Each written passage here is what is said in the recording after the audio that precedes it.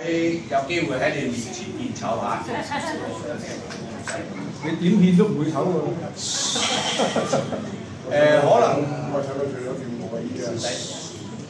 可能好多朋友對菲律賓武術咧就比較上陌生。就菲律賓武術本身咧就係源於菲律賓本土嘅文化，就係其實係啲土人嘅武術嚟嘅。根據歷史記載咧，就喺16世紀尾、17世紀咧開始嘅時候已經有菲律賓武術喺菲律賓本土出現㗎啦。令到更多人認識嘅時候咧，就可能好多人聽過著名嘅航海家哥倫布，佢當年發現菲律賓嗰個土地嘅時候，呢個島嘅時候咧，就喺菲律賓俾啲土人搞掂咗㗎，即係俾佢哋殺咗。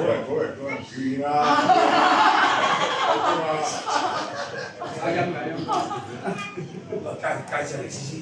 阿林純鄭師傅都係動作演員嚟嘅，拍好多戲㗎嚇。你哋可能睇過李小龍嘅電影啦，喺唔同嘅製作，佢有雙截棍，有菲律賓棍，喺精武門裏邊有雙截棍啦。佢就係第一個華人嘅電影動作演員咧，帶雙截棍入電影裏邊，介紹俾全世界人認識。其實雙截棍咧，亦都係源於菲律賓武術嘅。咁啊，其中一樣兵器，咁啊，佢就覺得係比較特別，所以就帶咗呢樣兵器俾各位認識。佢嘅意思係咪李小龍？當然啦。佢嘅係咪李小龍？哦，係啊。係咪屬於真範武術啊？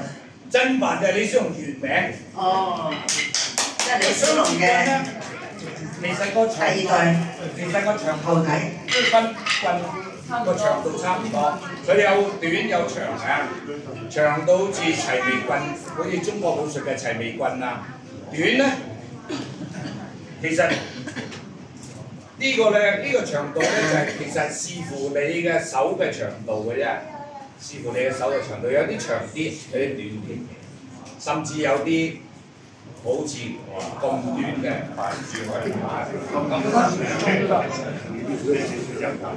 咁啊，可能你哋睇電影啊，《賭神》裏邊有菲律賓嘅回旋刀。當年我記得佢個副導演啊，黃晶嘅副導演曾經係磨歸菲律賓刀嘅嘢，咁我教佢哋點樣玩回旋刀。咁佢後期就擺咗入電影裏邊。陳刀仔嗰把回旋刀就係我教佢哋。好，第一次都係聽菲律賓棍，你聽？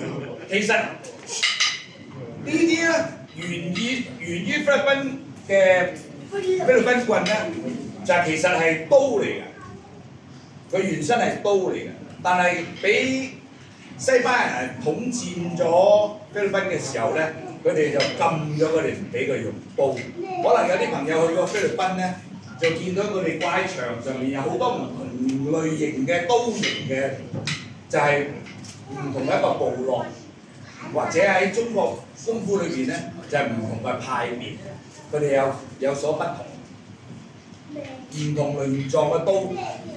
但係佢菲律賓俾西班牙人統治咗嘅時候咧，就唔俾佢用刀，但係佢哋就偷偷地繼續練習呢樣武術，就將啲刀咧演變成棍，其實就係刀法。佢哋就偷偷匿上山，喺半夜嘅時候先去訓練。非常多謝林純正師傅嘅講解，咁我就好想睇你快啲睇你木下。咁我請一位朋友幫我手啊，好唔好啊？唔怕㗎。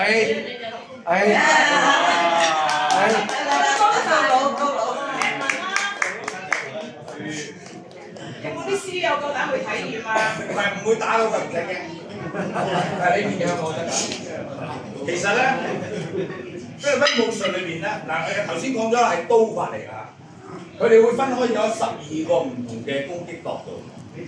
呢個係第一個切落，呢個第二個，呢個第三個，呢個第四個，呢個第5個，呢個第6個，呢個第7個，呢個第8個係頭部或者面部，第9咧就打盤骨、膝頭哥或者腳眼，即係關節。9、10、11係後龍，12係下低，咁樣插翻上。